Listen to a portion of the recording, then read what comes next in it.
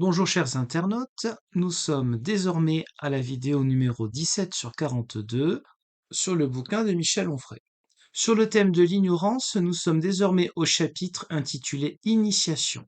Lisons un extrait à la page 89. Il est question de l'Ancien Testament. Ces Juifs, auteurs du corpus vétérotestamentaire, donc de l'Ancien Testament, écrivent entre le 8e et le 2e siècle avant l'ère commune.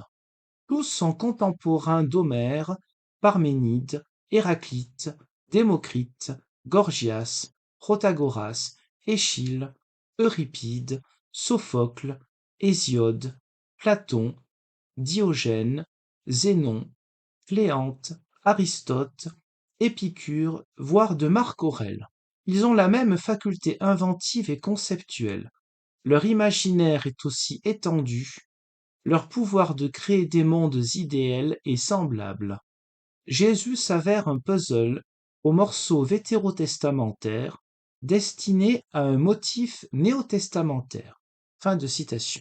D'abord, il faudrait rappeler aux grands philosophes que pour ce qui est de l'Ancien Testament, il compte aussi une partie qui aura peut-être un peu moins d'importance dans le judaïsme, les livres apocryphes ou deutérocanoniques. C'est un peu technique, mais ce sont des textes qui effectivement voient leur jour plutôt à la fin, c'est-à-dire vers 3e, 2e siècle. Pour les textes les plus importants, comme pour ce qui est de la Torah est traduite en premier dans la version grecque aux alentours du 4e siècle, avant Jésus-Christ.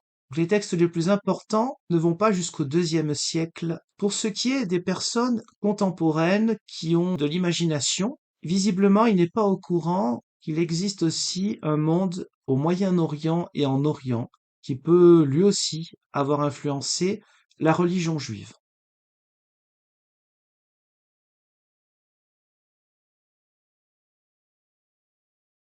Ensuite, enfin, il n'est visiblement pas au courant que la religion juive a une spécificité qui s'oppose à toute religion de son temps, qui est le monothéisme.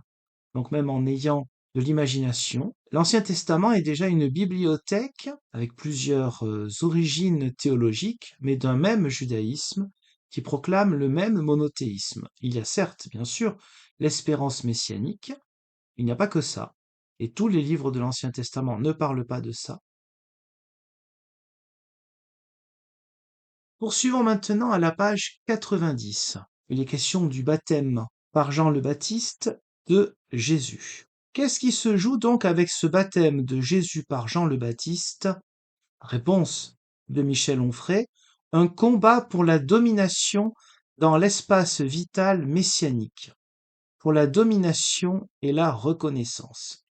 Bon, déjà, sur le terme espace vital, faut pas que nous soyons empêchés d'utiliser des mots parce qu'ils ont mal été utilisés à une époque, mais bon, c'est un peu original de reprendre des termes liés à des dictatures antisémites, Lebensraum, l'espace vital, on sait que c'est un terme utilisé beaucoup pour esclavagiser l'Orient, les terres de Pologne, etc., par le monde nazi. Donc il est toujours bien dans sa thématique de nazifier les choses.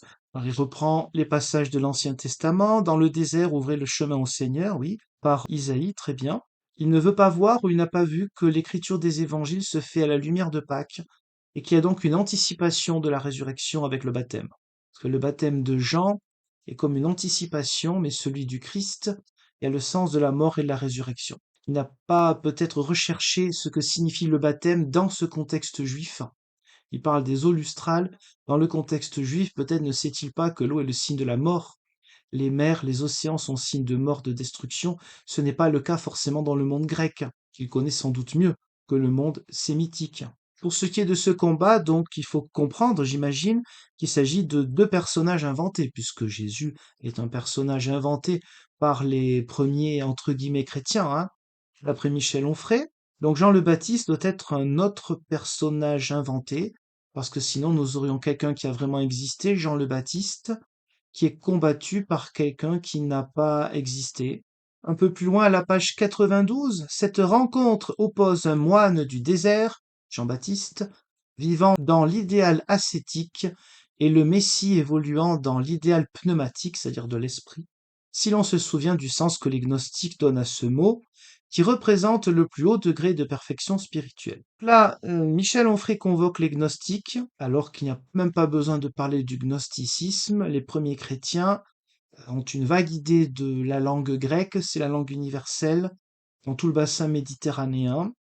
Et lorsqu'il s'agit donc d'un idéal de l'esprit, ça leur parle.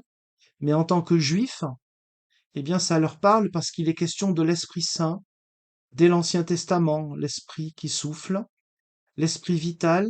Ce n'est pas du tout le haut degré de la perfection spirituelle. Et Michel Onfray n'hésite pas à utiliser ce qui n'est pas fiable, justement, pour avancer ses arguments. Lorsque cela le gêne, il ne parle pas de l'Ancien Testament. Pour ce qui est de l'esprit, avec un E majuscule, pas avec un E minuscule, là, il oublie les références à l'Ancien Testament, étonnamment. Il va chercher ailleurs pour expliquer quelle est la figure inventée selon lui de Jésus le Christ. Pour ce qui est de l'idéal ascétique, là encore, il ferait de Jean le Baptiste une sorte d'anachronisme des pères du désert du IIIe siècle. On n'est pas au IIIe siècle en Égypte, hein. L'ascète du désert Jean baptise selon l'eau, d'une façon païenne, d'une certaine manière. Jésus, lui, baptise selon l'esprit E minuscule. Non, pourquoi d'une façon païenne? C'est parce que Michel Onfray n'est pas au courant, il y a beaucoup d'ignorance pour travailler son livre, visiblement, de toutes les modes, de toutes les spiritualités juives, non pas païennes, mais je dis bien juives, qui existaient dans le 1er siècle avant la venue du Christ. Ce qu'on appelle les livres intertestamentaires, qui ont eux aussi beaucoup influencé le Nouveau Testament. C'est logique, vous êtes forcément influencé par ceux qui existent quelques décennies avant vous, plus que ceux qui existent plusieurs siècles avant. Donc la façon païenne, non. Le judaïsme, il est très divers à l'époque du Christ. Mais ça, visiblement, c'est parti dans l'ignorance du grand philosophe. Pour ce qui est du plus haut degré de perfection spirituelle, interprétation gnostique, à l'idéal pneumatique du Messie, c'est aller à l'encontre même de ce que disent les évangiles sur les rencontres que Jésus a faites avec plein de gens qui n'étaient pas du tout dans un haut degré de perfection spirituelle. Dernière petite réflexion sur l'ignorance, ou plutôt le problème de lecture que peut avoir le grand philosophe. À la page 91, Jean le Baptiste enseigne la venue proche de la fin du monde. Il vitupère et traite de vipères, Matthieu 3, 7, les gens qui viennent nombreux se faire baptiser par lui dans le Jourdain. Les gens. Alors j'ai pris n'importe quelle Bible là qui est à côté de moi. Là, c'est une version français courant de 1997. On va voir s'il s'agit des gens. Donc on va prendre à partir du verset 5 et on va aller jusqu'au verset 7. Matthieu 3, 5 à 7. Les habitants de Jérusalem, de toute la Judée et de toute la région voisine de la rivière, le Jourdain, allaient à lui. Ils confessaient publiquement leurs péchés et Jean les baptisait dans le Jourdain. Jean vit que beaucoup de pharisiens et de sadducéens venaient à lui pour être baptisés. Il leur dit alors, bande de serpents, etc. Donc là, il parle aux pharisiens et aux sadducéens. Donc il existe une différence entre la partie et le tout. On a déjà vu ça dans plusieurs vidéos. Les pharisiens et les sadducéens, ce ne sont pas les gens, c'est une partie des gens qui viennent se faire baptiser par Jean le Baptiste. Je pense qu'il n'y a pas besoin d'avoir bac+50, il suffit de savoir apprendre à lire. Je vous remercie pour le visionnage de cette vidéo et je vous donne rendez-vous Dieu voulant pour une autre. Au revoir.